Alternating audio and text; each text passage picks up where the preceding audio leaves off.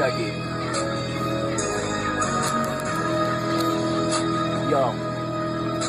Check it. Apocalyptical, situation critical. As a Christian, I'm facing persecution and ridicule. My Lord faced it too, so he already knows what I'm going through.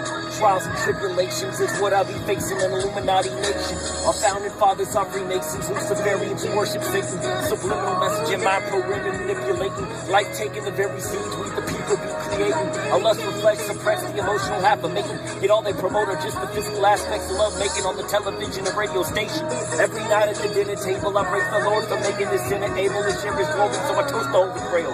My testimony's an epic tale. How my pain never felt like rain, but it's harsh like hail. My doubt left my finger in the hole was filled with the nails. I let my heart follow my mind, now my mind follow my heart. And over my head I thought I was God and just as smart. Yet I was already blessed and creating his image, and my greed made me seek his knowledge. Just like Adam, we returned from the dust we came. The sin from eating the forbidden fruit had me stuck up in this game. Wise like Solomon, demons try to get me to sell my soul to the fallen for a chance at balling. But I heard the Lord whisper in my ear and I knew I was here for a higher calling.